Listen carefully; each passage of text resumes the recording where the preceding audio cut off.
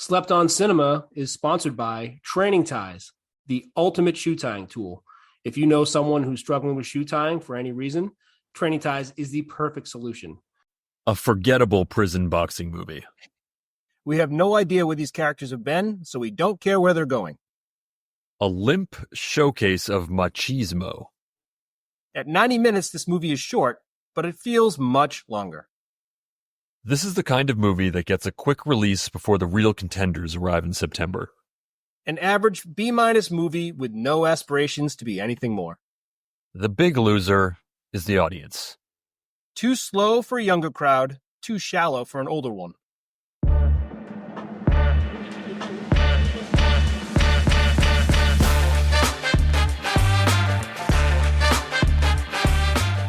Welcome to this week's episode of Slept on Cinema. I'm your host, Stan Steamer. And I'm Grove Street. And this week we're getting into the 2002 boxing classic, Undisputed.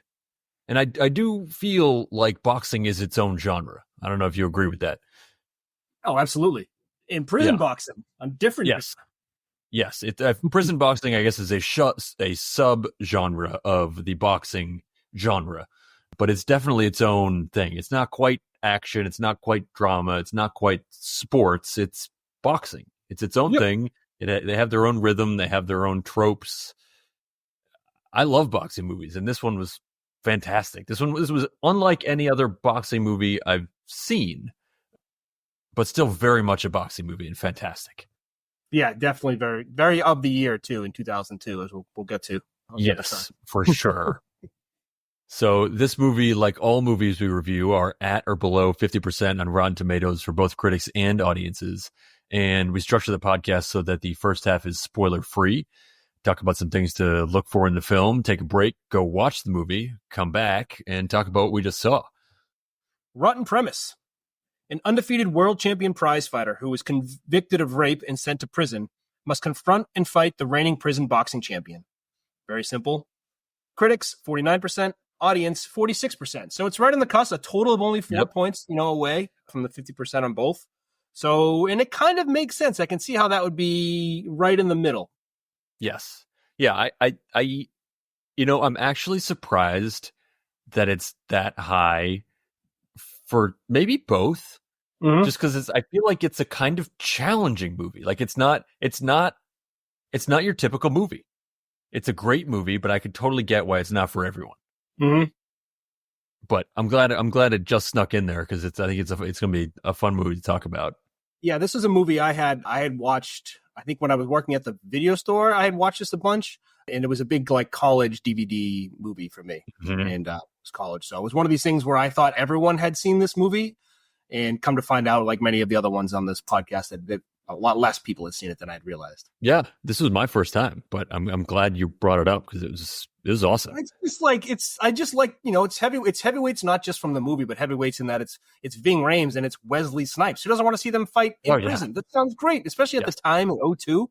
Let's see. This is like getting two titans going at each other, but we get it all in the same movie. It's great. Yeah. The cast is fantastic. So this opened August 23rd, 2002.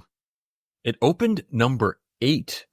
Woof, which is mind-blowing. That might be the lowest movie that we've had that had a real release. Took in $4.5 million.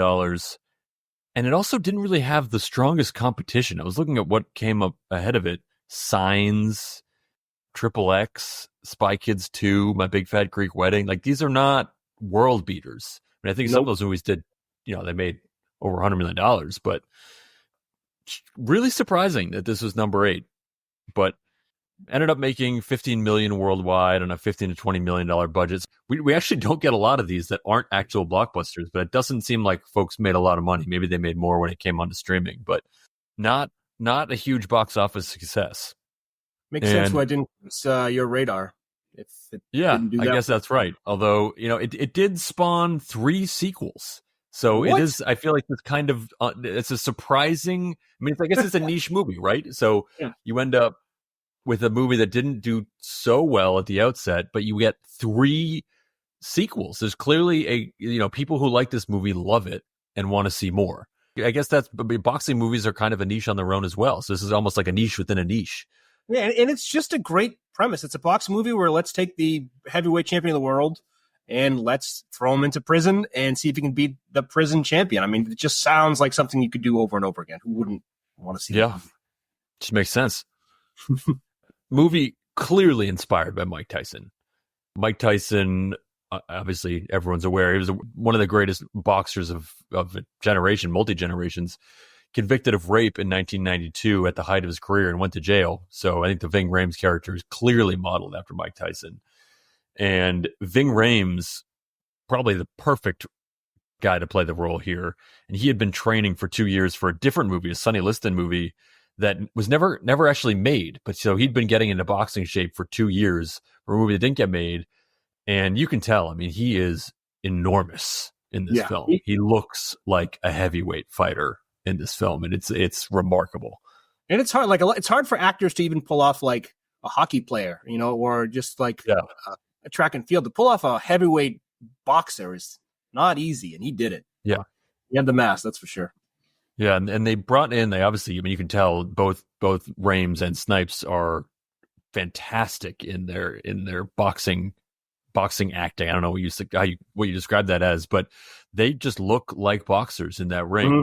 And you can tell they brought in a professional. They had Emmanuel Stewart, who was a Hall of Fame boxing trainer, and he had been a heavyweight trainer for decades. And this blew my mind. His combined record of fighters that he trained in title fights, 34-2-1 in title fights. I mean, that's in title fight. No wonder these guys look so good. I mean, no one has that kind of record, and that spans multiple different boxers. I mean, that's a career. So they brought him in to advise Snipes and Rhames, and you can really tell. And there are no body doubles. So oftentimes in these boxing movies, when they have, you're not seeing their face or whatever it is, and they're doing body shots, those are all the actors here. So those were all real shots, which I think really helped the feel of the film. Yeah, absolutely. Should we get into it? Yeah. So we got Bolo's coming up, and we were chatting about this before the podcast started, that I think we often talk about films that are Bolo heavy or Bolo light. And this one, I think for both of us, light on the Bolos, but heavy on the draft options, which is an interesting combination. Yeah, I went heavy early on the Bolo, and I think I ended up watching this 3 times. And by halfway through every time, I'm just ended up watching the movie and picking like favorite parts, but not picking out the little thing from the Bolo. So it's probably going to be a little front loaded here. Bolo, Master P, and some No Limit Soldiers. Yes. I'm going to go Bolo Elevation. Early number about Elevation. Bolo, a cage match. And Bolo Barbed Wire. It's a lot of barbed wire. A lot of barbed wire.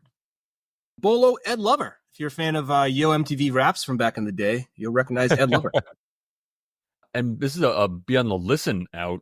Bolo Punching Sounds. Nice. Also be on the listen out for what bum means. Yes, a surprising bum. Got to bring this up every time it comes on screen. Bolo Welding. I love a good welding scene. Yep. You jumped me. I knew you were going to pick that. Is it going Bolo Toothpicks? Yes.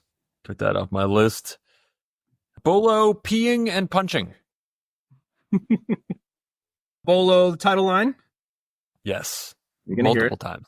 Yep. Bolo, a situation red. Let's see. Bolo, a white lady telling her personal beliefs to someone in a situation where it does not matter. All right, I got Bolo, and for me, we'll get to but Bolo, I'm going to say the guy from Early Edition. And this is a guy that's now in a bunch of shows, but for me, in my mind, he is the sort of secondary character in Early Edition. His name is Fisher Stevens. Yeah, here he is Ratbag. Right.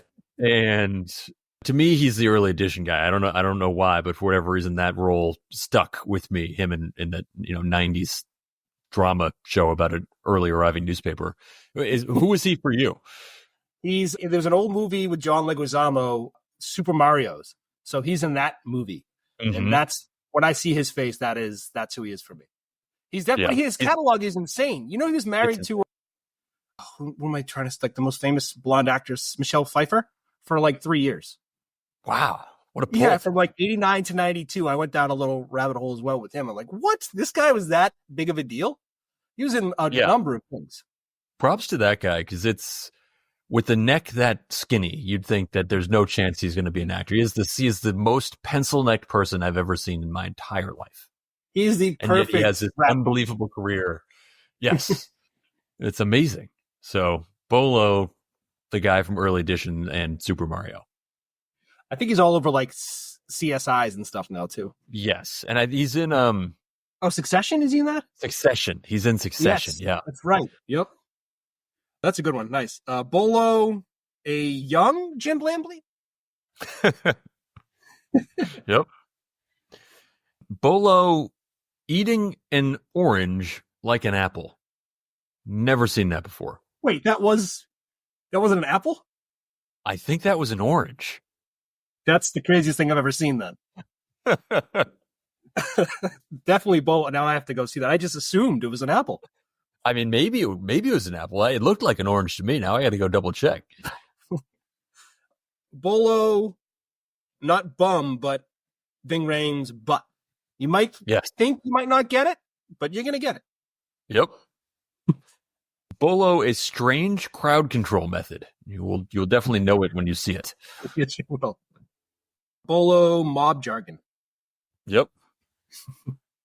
Bolo, a pinky ring. You don't see that anymore that much. Bolo, chanting. Lots of chanting. Yep. And then I will go with the last one. Bolo, slaps. Yeah. That's a good. You stole that one from me. Bolo, boxers not being athletes. Oh, yes. Gladiators. This one I'll go first on. This is before we get to the break. Drink to pair with the movie. I'm going to go with this, but when I picked it, I didn't realize they had stopped doing it. But this is a boxing movie for me, especially in 2002. The drink that's synonymous with me in boxing now, especially out here in California, is Tecate. I feel like if you get a sixer of Tecate and you just watch it like you're watching a boxing match and you're dialed in because there's going to be a number of great fights during the movie. I think just a few Tecates and you're just ready to roll. Yep. In 2002, this was probably like heavy in the ring being advertised. I would have thought so, yeah, because it was always, it was Tecate. I know boxing is huge in Mexico, so that always made a lot of sense. But for sure, they were always all over the ring and stadiums and stuff. I love that pick because it pairs perfectly with my pick. Ooh. You went with a boxing drink. I'm going with a prison drink. So I've never had this, but I had to get into it. I'm going with Pruno. You may know of it as prison wine, but I think the technical term is Pruno. And this is just the wine you make in prison. So I'll explain how to make this. Mm-hmm. You need a gallon bag, 10 oranges, 8 ounces of fruit cocktail, 6 teaspoons of ketchup, and 40 to 60 sugar cubes. I think you could use regular sugar, but cubes is, I guess, what they have. Yep. So you peel your oranges and mash them all up, mix it in a bag with the fruit cocktail. Put the bag under hot water in your sink for 15 minutes, and then wrap it all up in a towel for 40 hours. Then open your bag, add your sugar and your ketchup, shake it all up, put it under the half hour, and then stack somewhere in your towel for another 3 days. Open it up, you got Pruno. Alone, I would be so excited to have that. But done. Yes, and this is everywhere. I've watched a lot of Lock Up, the TV show, and this is one of these things that is in every prison, at least in the United States and probably abroad. I mean, people got to pass the time. You got to make some. Yeah, I mean, we do love our wine. If things turn, it's nice to know that prison for us too. Yeah, that's right.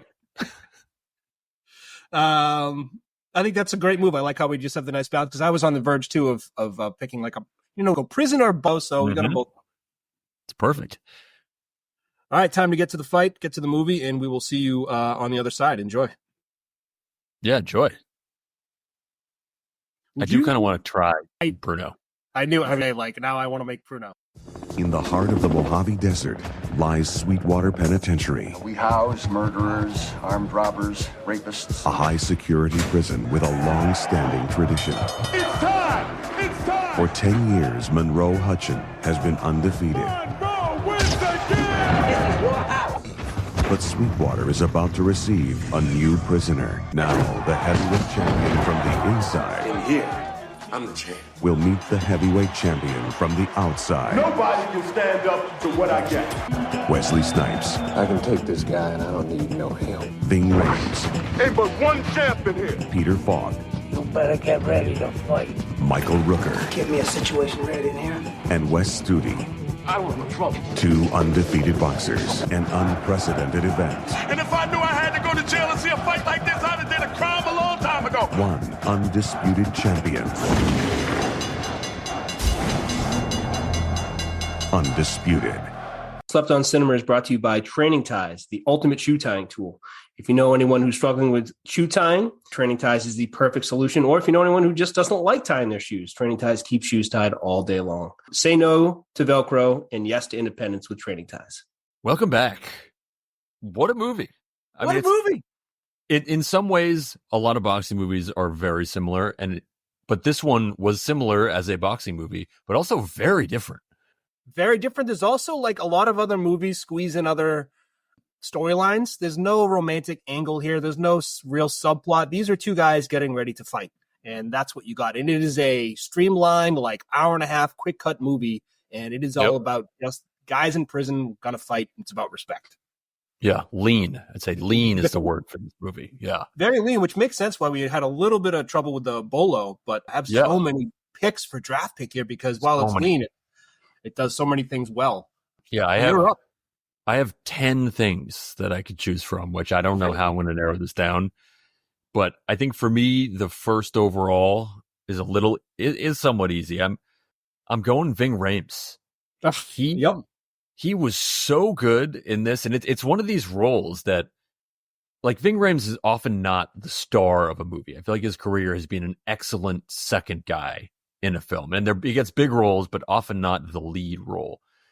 And I feel like this would be a role that it would be tough to cast a primetime A+ list actor because it's a challenging role. Like, you're supposed to hate this guy. So he's an unlikable, unrepentant. He doesn't go through some character arc where he becomes good or realizes that he is just who he is for the entire film. It's a brutal role. Yeah. And Ving Rhames nails it, not just physically, but also just the way he portrays this guy is so believable. And he's great. He blew me away at how he portrayed this guy. It's so true. Like, I think of him almost when you asked me before, that other guy, who do you think of him as? And when I think of Ving Rhames, I think of Mission Impossible, like on the me too. laptop. And it's like the other guy, not his movies. In so many movies, and every time he's in a movie, it's like Oliver Platt from our history. Like, if he's in the movie, he's not going to be the guy, but the movie in his role is always going to be good. And I don't know anybody else in Hollywood at this time that could have taken that role. You're right. It was a bit of a brutal role, and you have to have the mass and the ability to fight and just like the believability that a whole prison hates you, everyone on the outside hates you, and you're cool with it because you can kick everyone's ass. He crushes that role. I don't think anyone else could have done it. I agree. I think this was he was perfect for this role. Whoever cast him absolutely nailed it. I did see it was interesting that Wesley Snipes when they were creating this movie, they went up to him to get his interest, and he was immediately interested, and he said, "I'll do either part." He said, I don't care. I'll do whichever one, go find someone else, see what they want to do. But so that would have been an interesting movie for a swap. I mean, I think it worked out perfectly the way they had it, but they're two good actors. I don't doubt that they could have flipped it and had it be just as good.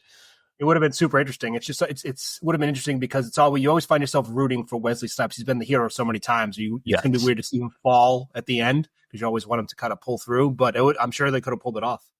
Did you see Iceman's record? What was it? 46-0-1 with 42 knockouts. Yeah, that's wild. That is insane. That's quite the record for. No wonder why he thought he could destroy. I mean, that's 42 knockouts out of 47, undefeated. Yep. I mean, that's why he was a 40-1 favorite. Yep, badass. I think that's the number one pick. You know what? I'm just gonna. I didn't write it down, but if you pick Ving, I watched the movie because it's a Snipes movie, so I didn't even write it down, but. it's the obvious reason why I watched this movie. It's Snipes in big time Snipes zone of 02. Probably a little bit after his run, but I think he's in Blade Zone now in 02 or right in that. Yeah, probably right around there. And I think he brought his accent from Blade, which is pretty great. But I mean, it was like even now, if he comes out with something like Wesley Snipes is a guy, and he played this like another guy that like Ving Rhames. There was no real arc for these guys to do. They're the same at the beginning as they are at the end. And his martial arts in Gladiator background is unquestioned as well. He's so good in those movies, and he did such a great job with the choreography and the fight scenes.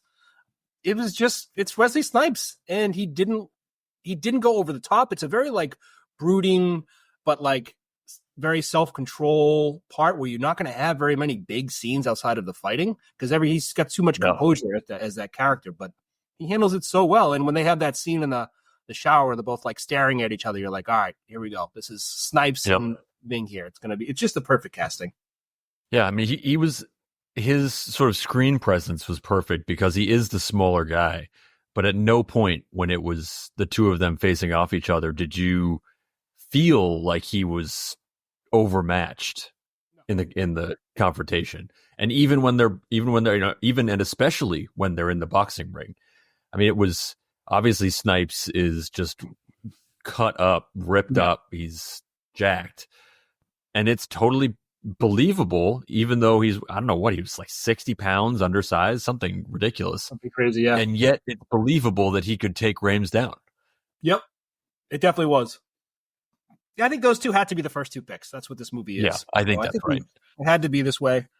My second pick, I liked how each character was introduced. I like doing it almost like a boxing record. So it was like mobster, their name, what they're in jail for, and a few other key little stats. And I thought that was great for everyone that came in to the scene. And part of this is always a thing that's debatable, I think, for some people because they hate that because it's lazy and you don't have to do any story work or whatever. But this is like we said, this is a lean hour and a half movie that's about the two guys fighting. So we don't need to waste any time developing the story of these other thugs in jail or whatever. You just show their stats, done.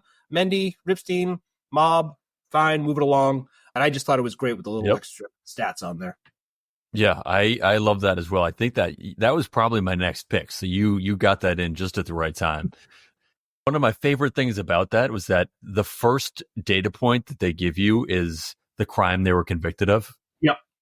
And I thought, and this is sort of how in a lot of ways this movie is kind of in your face and almost provocative.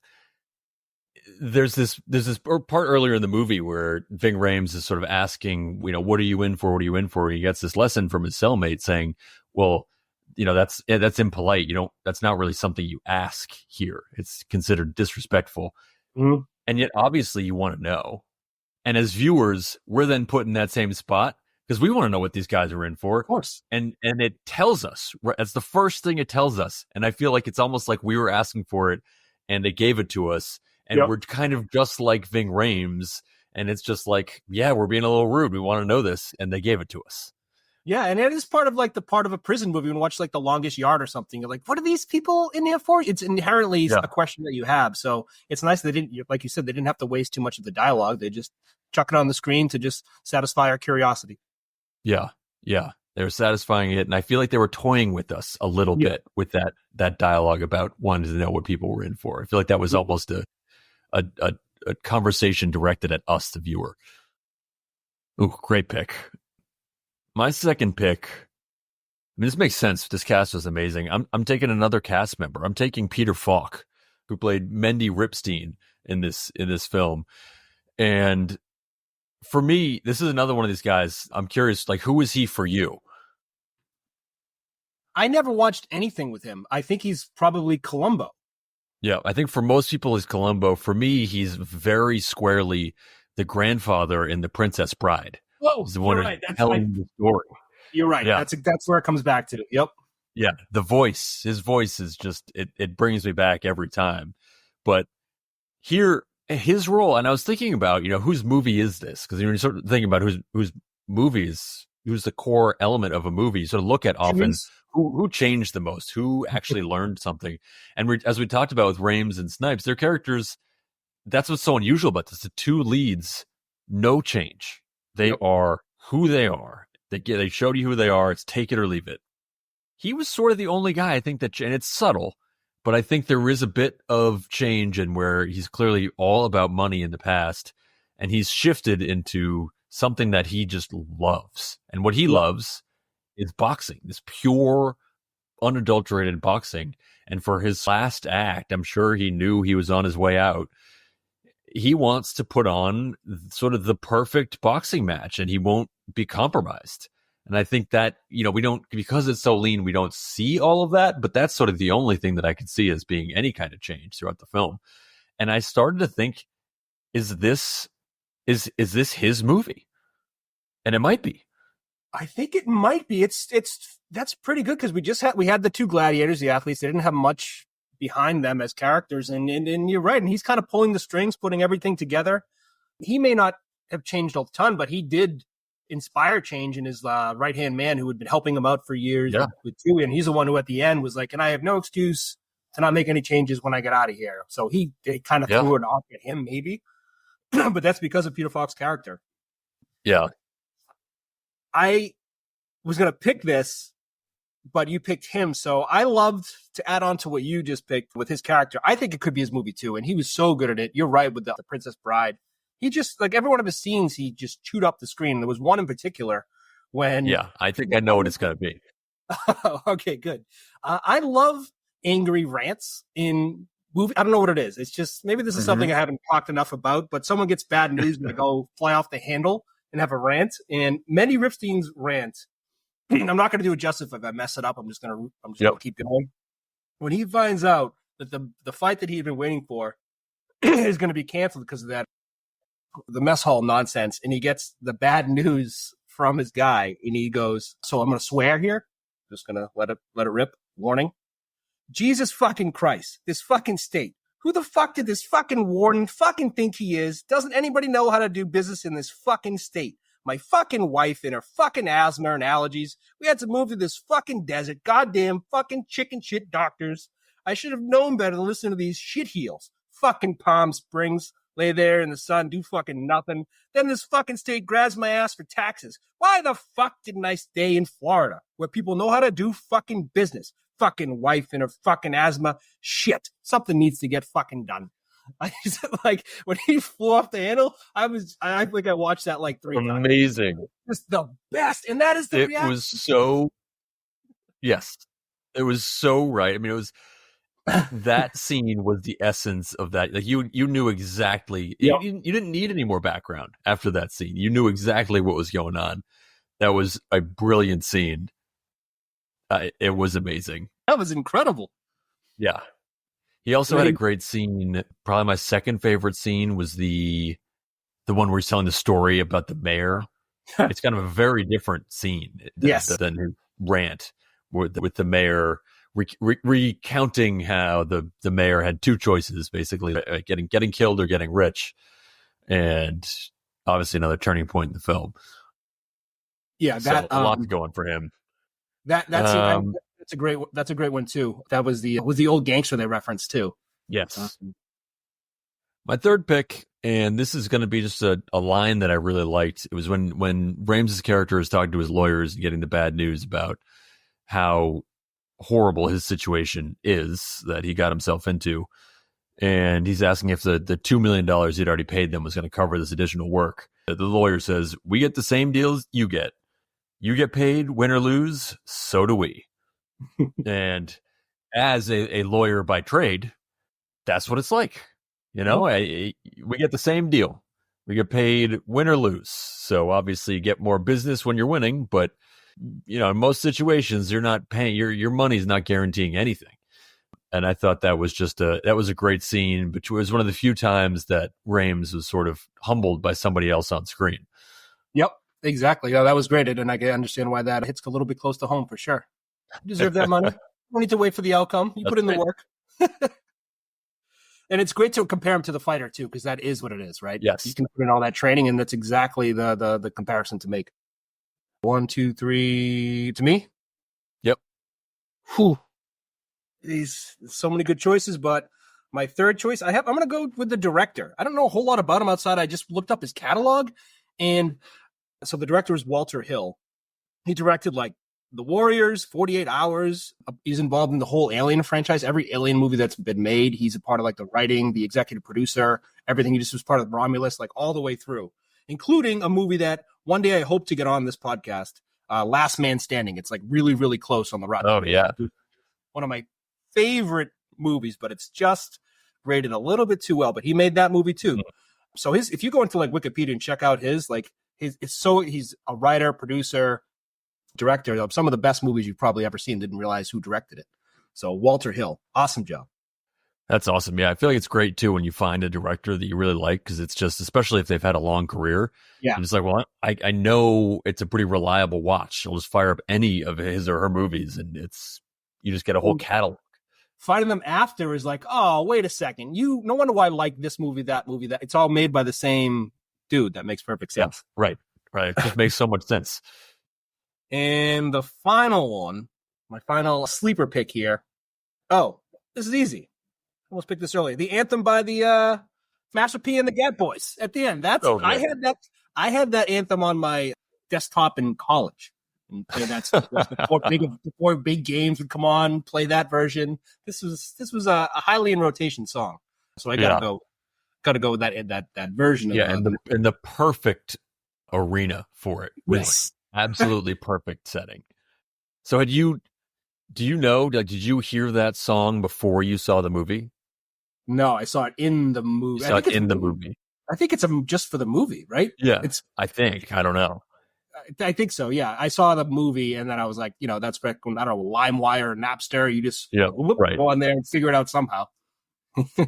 Yes, although you definitely did not do that. No. My roommate did. Yeah, I couldn't stop that. As a lawyer, that's a great pick. It was just they nailed it just right, and it was sort of the twist on making it a real fight. And the song, everything about it's perfect. And we're not singing the real anthem. We're in prison. We're going to change the lyrics a little bit. Yep. My sleeper pick, and I've never seen someone pull this move. I've never even heard of this move, and yet two people in the movie do this. Going on vacation to get out of dealing with something. That's an amazing move. Yeah. So here the warden was like, I don't want to deal. I don't want this boxing fight to go on. I've said it's not going to happen. I'm not changing my mind. He obviously then gets threatened.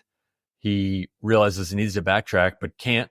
So to save face, he just goes on vacation and is like, if this happens while I'm gone, this happens while I'm gone. I don't want to hear about it. Not my problem. I'm going on vacation. And then the sort of social services woman does the same thing. She's like, oh, I'm going on vacation. Not going to be dealing with this. And they don't have to deal with it. They just go on vacation. That's a brilliant move. I can't believe people don't do this more often. Just blown away, floored by that idea. That's an awesome move. You know where I have seen this in my work history. It's a little bit different, but as a former elementary school teacher, there may have been some tough students and some tough classes that might be coming down the pipe, and some other teachers, when they're trying to plan their family and when they may or may not get pregnant, and if they have some choices, they might have it happen so they miss the first half of the year or second half of the year with a certain class that's coming in. So I used to like the interesting planning that would go on there. I always enjoyed very minor planning, but some life planning there based on, who's going to be around. But yeah, same idea. What do we have next? That was the last pick? Yeah. I have an anti-pick. Oh, let's hear it. I'll go over really quick. There's a part when Mendy is bargaining with Snipes, and they're talking about like spending the profit. Like, you don't need, you get 50% or 40% or 30, whatever. And then there's one time Mendy says to him, what are you going to spend it on? You're in here. And then Snipes is like, you're in here too. So I always hate those negotiations. It's like you go to buy a car and they're like, it's only $20 more a month and you can have the car now. And you want to be like, it's only $20 more a month. Give me the car now, right? Like logic. Right. When somebody uses logic on you that they can use on themselves, I'm like, that's garbage. Just flip that. Yeah, so it's a bad argument. I'm sure there's some Latin name for how bad that argument is. I'm sure it's very obvious too. Yeah. Superlative. What do we have for our superlative? So superlative, we were going with favorite altercation. So that's sort of the favorite dust up outside of the ring.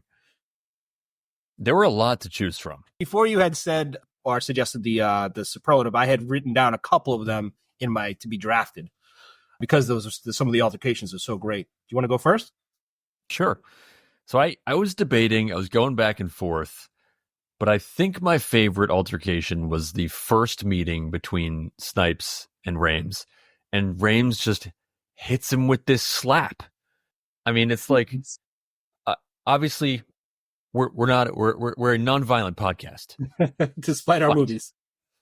Despite our movies, but there's just something about starting a fight with a slap. I mean, obviously, post Will Smith slap, the kind of slap has taken on a whole life of its own. But even back then, it's a humiliating thing to do to somebody. It's so disrespectful, and it's also just saying, I'm starting a fight in a way that's not actually like it's not a cheap shot. I'm just opening the door saying, I'm ready to fight you. What are you going to do? And I'm not even taking a cheap shot. I'm not like knocking you out right now, a sucker punch. I'm just saying it's time to go. Yep. And you see what happens. I think I'm going to disrespect you until we go. Yes. So it was, I thought, the perfect move in the moment. And the whole idea of a slap it's because it's almost kind of funny. You would, if you just had to win this and you were just whatever people were watching or anything like was irrelevant, you would never start a fight with a slap. Like, of course not. Of course not. But there's much more to just physically winning a fight than like you don't just go into a fight to win it, right? There's a lot more into it.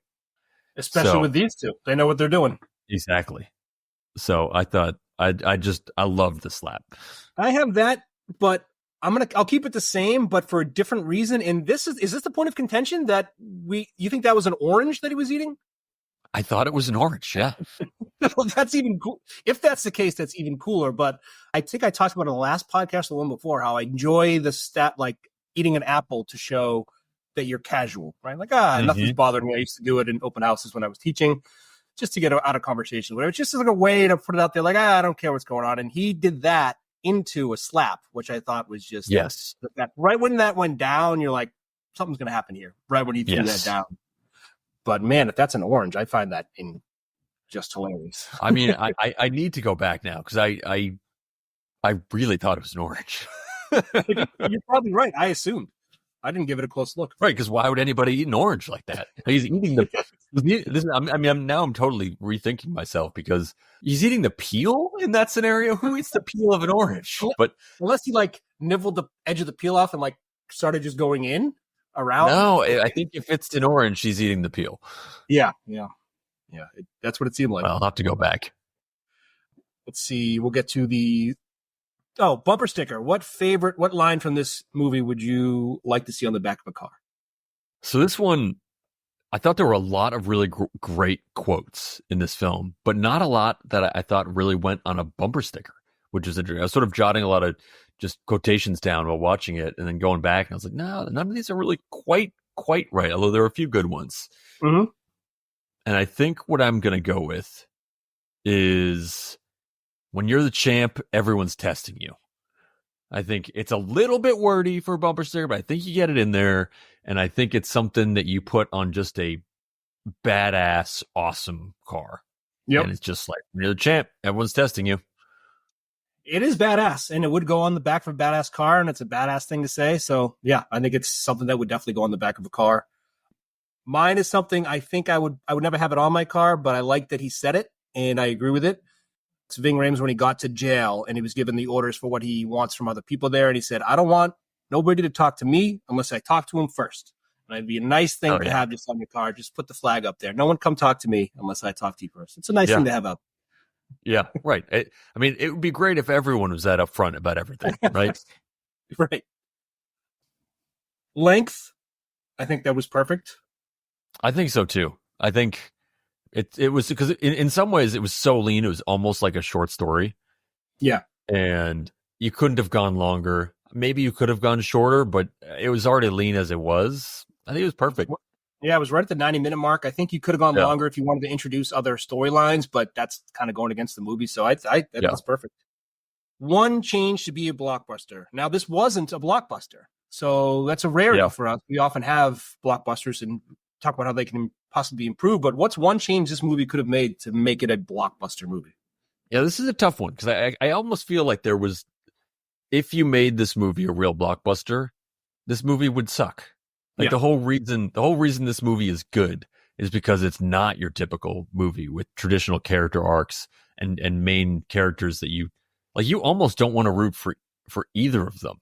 In this. And that's tough for a moviegoer. So I kind of think, but that's also what makes this film so interesting and like unusual and fun to watch.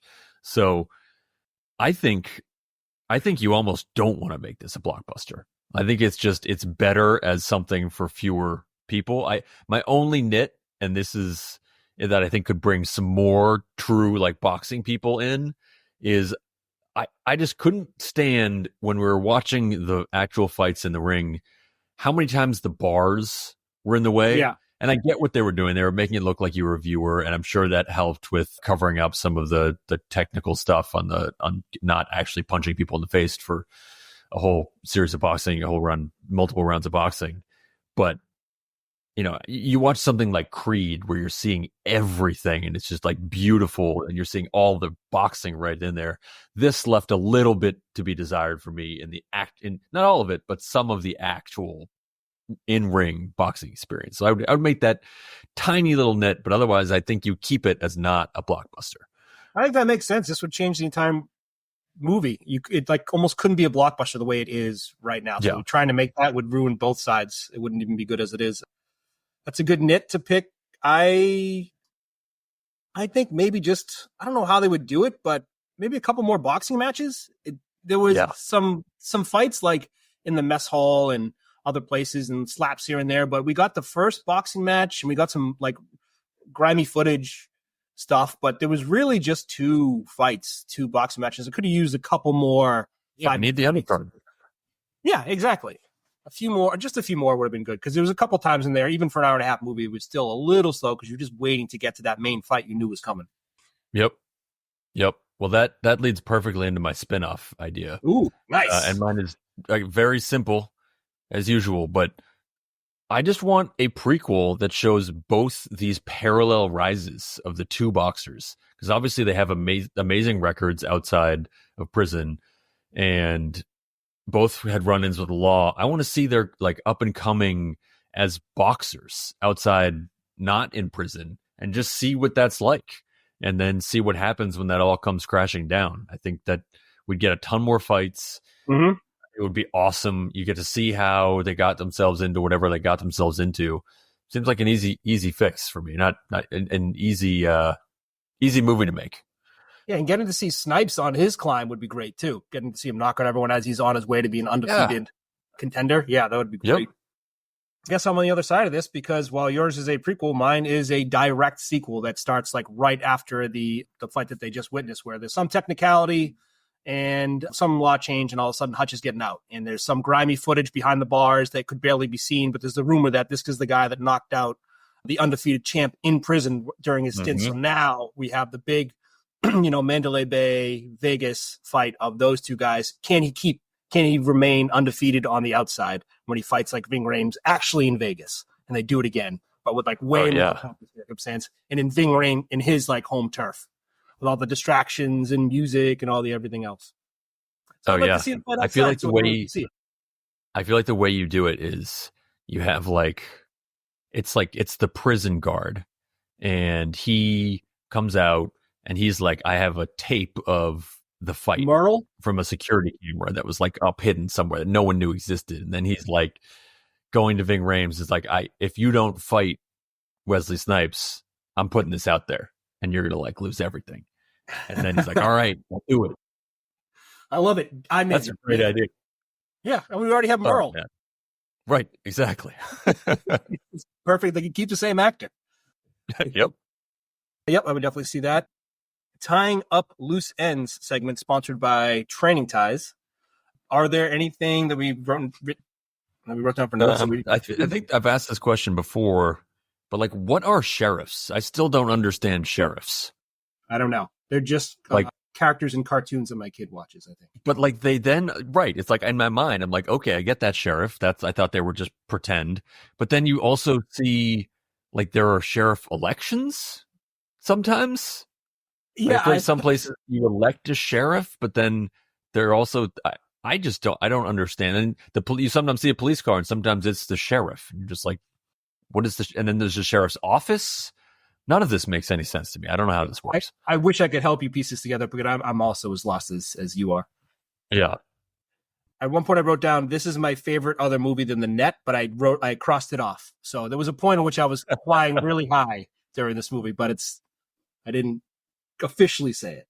Yep. But that's important too, right? Because that means that at some point in this movie, not every movie is perfectly even. Some movies have high points and low points. There was a high point that might be the highest point of any movie. It may have been.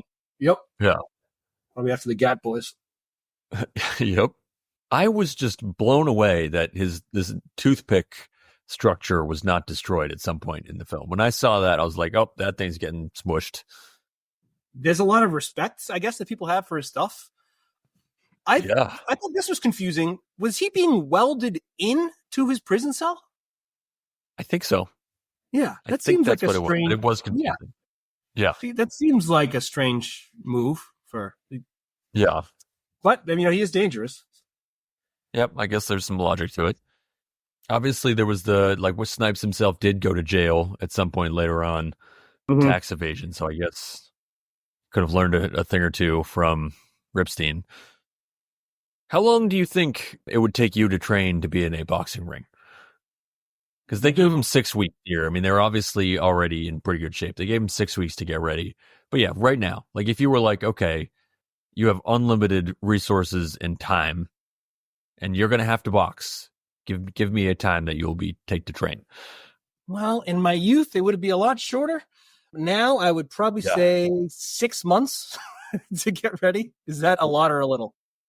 I was going to say 2 years. Oh, okay, yeah. It might be never. Right.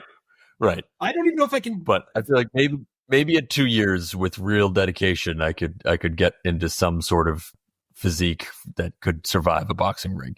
It's once they always have to start off with the jog and the rope and everything else, and I don't think you can do it. Right. I mean, and every now and then I get into jumping rope, and it is a really hard thing to start because you look and feel like an idiot. Yep. When you can't jump rope, when you're bad at jumping rope. Yeah. Oh, it's bad. And then someone gets mad. You're like, "What's going on up there?" I'm trying to work out, and then it's a whole thing. Yeah. And you can't do it outside because you want anyone to see you. You can't do it outside. No, you need like a very private space to start. Once you're good at it, you can do whatever you want. But of course, it was early stage. But when you're clomping around on your heels.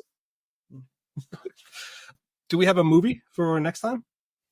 Yeah, next up is our recurring guest, our first recurring guest, Gus Tate. Gus is coming back, and we will be doing Sergeant Bilko, which is I haven't seen it forever. I haven't seen him forever. He was on for an episode of Spy Hard before, which is one of my favorite episodes that we did. Can't wait for Bilko because I haven't seen this in a long time, but I know I used to love it. Yeah, I remember seeing it in the theater, but it's been a long time. So it'll be Sergeant Bilko with Gus Tate and us next time. Yeah, can't wait. All right, this was fun. Later. Later.